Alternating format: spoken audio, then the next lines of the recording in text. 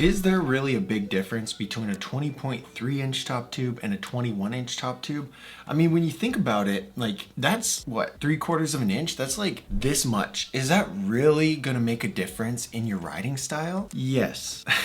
In the Discord, Hedgehog says, I'm very new to BMX. I'm buying my first bike soon. I wanted to ask professionals, is there really a big difference between 20.3 inch frame and a 21 inch frame? He found a good BMX with a 20.3 inch size on sale, but his height is 178 centimeters, says that he should buy a 21 inch bike. And what I would say is follow the size recommendation, because here's the deal. You might get a bike that at a crazy deal, a high quality bike, a good deal, but if it doesn't fit you right, it's like riding a toaster, you know, like it is not actually very useful. It's not actually very beneficial to your progression. Like, yes, it's a good bike, but if it's too hard for you to bunny hop because it's too big, if it's too hard for you to do a trick on it, like it's counterproductive, okay? And so a lot of people think, oh, well, I'll just buy a really good, really expensive BMX bike, and it doesn't work that way. I promise my first bike was 19.5 inch top tube. I'm 6 foot, okay, or I was 6 foot at the time, and it was hard for me to do tricks. That bike was so small and it was way too responsive. I didn't have any stability. It looped out, you know, it was just like, it was tough to actually ride and progress, but I had no idea that it mattered. I didn't know that the different sizes mattered. I just thought 20 inch bike was all I needed to worry about. And that's so wrong. That is so wrong. And now if I could go back, I would have progressed a lot faster buying the proper sized BMX bike. And so with that being said, you know, if you're supposed to get a 21 inch bike, there's like a slight range there. Like 1/4 of an inch is probably the most I would recommend venturing away from the recommended size, because 1/4 of an inch is like, it's still enough that you're going to feel that impact, but it's not going to be enough to really throw things off. Okay. In bikes, there are different things that you really need to think about. And with the geometry, what happens when you change the length of a tube is it changes the whole geometry of the bike, because each bike or each contact point is like welded together, and the way that they weld the frames and the way that they set everything up has a lot to do with how long each piece of tubing is, and the length of the tubing really affects the geometry, because if your top tube's a little bit longer and you might get a different rake on your head tube, you might get a different